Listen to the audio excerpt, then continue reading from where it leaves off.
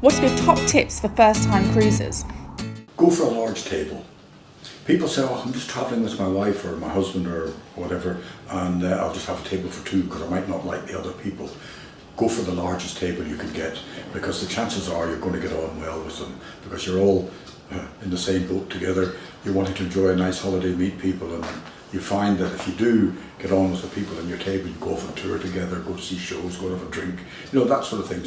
If you can afford it, a balcony is always better, because I personally, whenever I travelled as a sort of like a working crew member or a passenger who was in a cabin, I would always like to try and get a cabin with a balcony, because to me there was nothing nicer than at 6 o'clock in the evening, sitting out in your balcony, watching the sun go down, having a gin and tonic.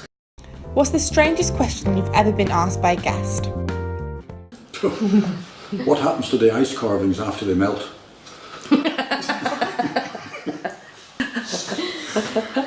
Why do you not have any cable TV? Do these stairs go up? Are there any books in the library? Things like that. You get them all the time. You get lovely questions. Yeah. And although they sound quite amusing, the person that's asking them has a reason for asking. So you should never mock it and sort of think, oh, that's a stupid question, because obviously there's some reason in the back of their head why they've come up with that question. So it's always nice to answer it sensibly and then have a wee chuckle afterwards. Do you prefer sea days or port days? I don't think the cruises have enough sea days, because if you have a week's cruise, I think the ideal is the first day at sea and the last day at sea. The first day at sea, so you can unpack and get to know your way around the ship and meet people and talk and do all that sort of stuff. Then you get on with the cruising, and then the last day of the sea you want to pack and get everything ready for going home again, and that gives you the chance to do that. The reason why the southern ports have so many cruises, and it looks good in the brochure, 7 days, 10 ports. You're exhausted by the time you finish that. So I always say, day at sea at the beginning, day at sea at the end, and if it's a 10-day cruise, put a day at sea in the middle. They're lovely. People will say to you, I love the days at sea. Does being captain affect how much you can enjoy the destination that you stop in? Generally speaking, as a captain, you can go off, but you have certain duties to fulfil when you're in port as well. It might be an inspection, going around accommodation, inspecting accommodation, or having a meeting with your team on board. So there's always things that you have to do. But if you can get ashore, and I used to love it when I travelled with my wife, we would go ashore and look at the places, because it kind of forced me a little bit to go off the ship, and you don't know how relaxing that is when you get off and change your environment. So because they do say that you see the world, but mostly through a porthole.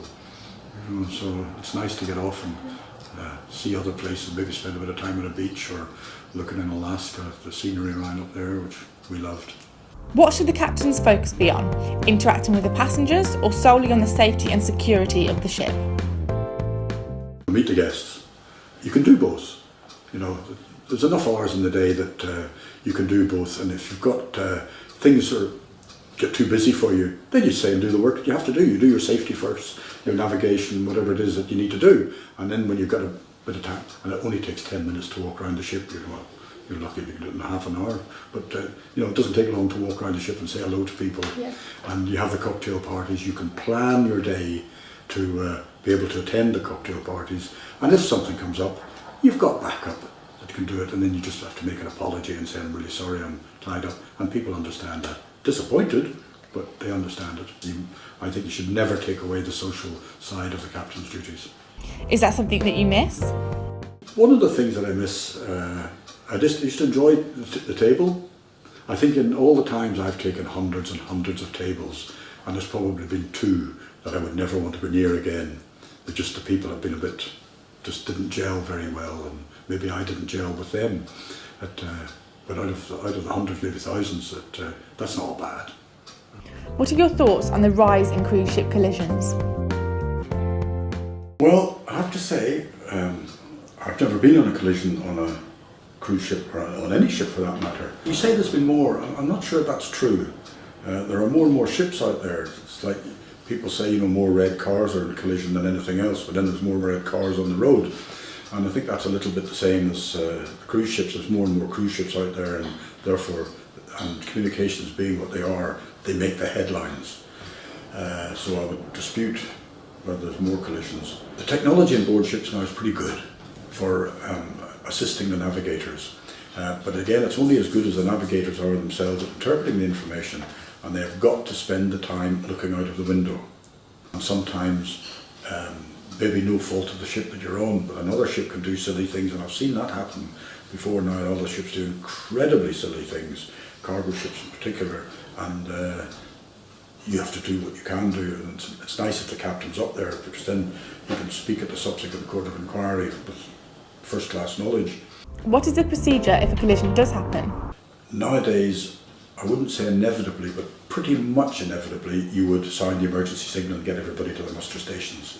Because there have been a few incidences in the past where the captain has held off sounding the emergency signal because it's a horrible decision to have to take. You know, you think, oh gosh, everybody's going to be in, it's going to be in the papers, it's going to be this here. You have to forget all that, put that aside, just say, hit the button, get everybody to the emergency stations. And you can always apologise afterwards and say, really sorry, it's all worked out, I'm sorry to disturb you, and that's okay. You'll get less criticism for that than you would do for getting everybody out of their beds at 3 o'clock in the morning. If you just have a wee glancing blow and a wee scrape, you probably wouldn't do much more except to get onto the PA and tell the passengers, we've just had a wee scrape with the ship, it hasn't done anything, there's nothing been punctured or any water coming in, so no need to worry. But if there is a wee bit unsure, you hit the button and then you get a team out to assess the damage.